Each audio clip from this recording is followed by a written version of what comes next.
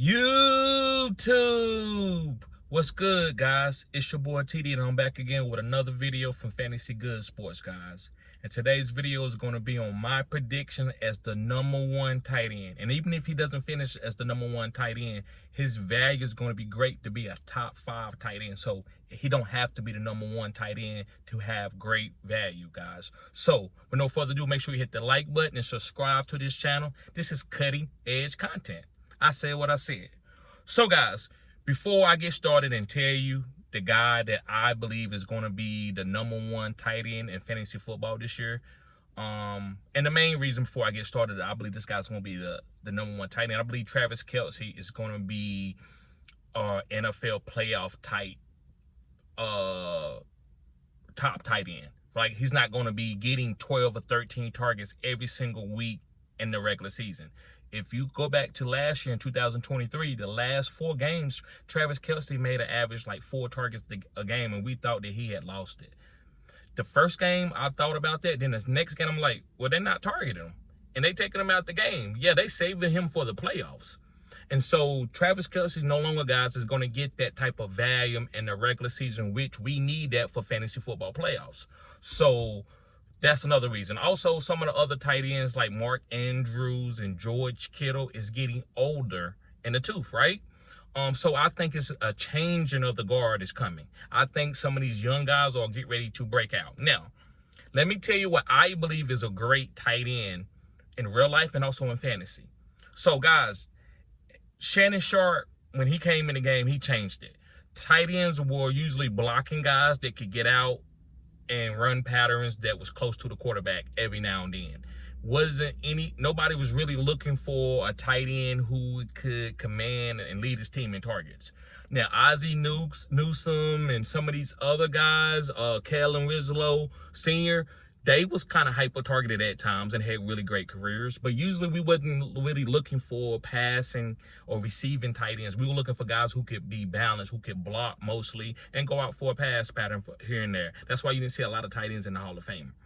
Then after Shannon Sharpe came, you got guys like Tony Gonzalez. Then you started getting Gronk. You started getting Mark Andrews, Kittle, Kelce. Those guys came through, and they've been having they run as a top 5 tight end the last, 8-9 years. If you don't get one of these guys, then you just streaming tight ends.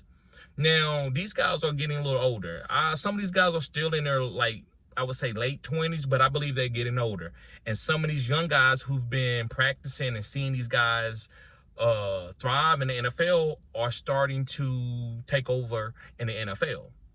So I believe in order to be a great NFL tight end, you have to be hyper-targeted to be a good tight end to take in the first 3 to 4 rounds of any draft, Superflex, redraft, tight end premium.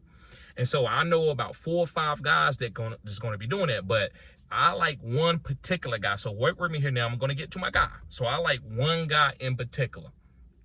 Now, I'm going to talk about the offensive coordinator real quick, and that might give you essence of who I'm talking about. But this guy was the assistant OC on the Cleveland Browns from 2013 all the way up to about 2019, if I'm not mistaken, maybe a little bit more. Probably all the way up to about 2021. And he coached guys like Austin Hooper, Hunter Bryant, and David Njoku.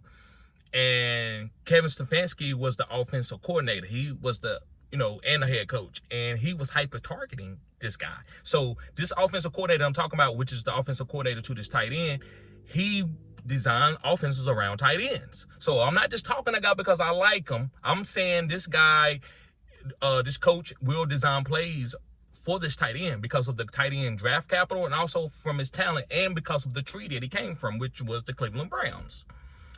And this guy's named Drew Pezzine. Drew Pezzine. He's the OC for the Arizona Cardinals. And he's coming from an offensive tree where they are ranked number 8th in targeting the tight ends over the last 7 or 8 years. So that means they are the targeting tight ends, right?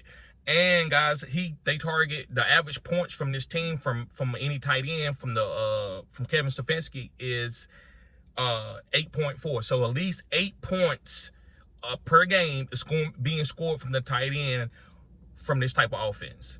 Now, you know the guy I'm talking about is Trey McBride, and Drew Pezzine is his offensive coordinator. And Drew Pezzine, guys, is coming from the Kevin Stefanski offensive tree.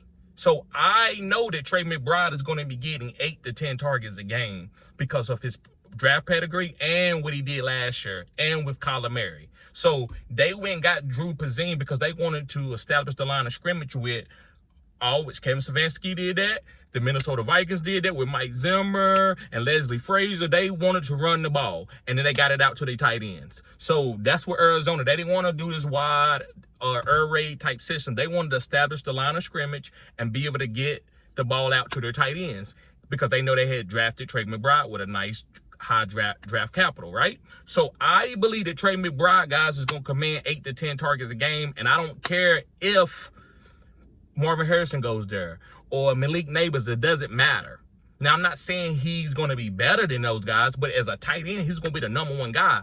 I even would say he's baby Kelce. I said what I said. I think this guy is baby Kelce. So, guys, I'm not going to hold you up on this video, but Trey McBride is going to be the best tight end in football this year in fantasy football with the draft capital that he has. He's not going #1 overall. He's going probably right now like 4 or 5. Right now, as time time goes on and we get more steam from camp, that value could go up when they see him making plays in camp and the coaches are talking highly of him. So, guys, make sure you get Trey McBride. Guys, the draft guide is coming out May the 5th on a Sunday. So make sure, guys, that on Sunday when I drop it, that you be there to get it. I'm going to do a live. And so you can be able to stream on the live and, guys, cop that draft guide. Also, guys, the Phenom Finder is get ready to drop very soon. I don't have a date on that, but it's dropping soon. Guys, me and Fantasy Football Key is working on it. So y'all going to be able to get some rookies breakdowns, and I'm going to be dropping that every year and updating it. So you want to make sure you sign up as the Patreon and get all those get everything that's going to come with that, guys. You're going to be able to join Twitch. We're going to be dropping videos on that. Also, Patreon, guys, is going to be $20 to get that Phenom Finder. I'm telling you, I'm going to be ranking the rookies of what I think they are, and also Fantasy Football Key. So you want to cop that, guys.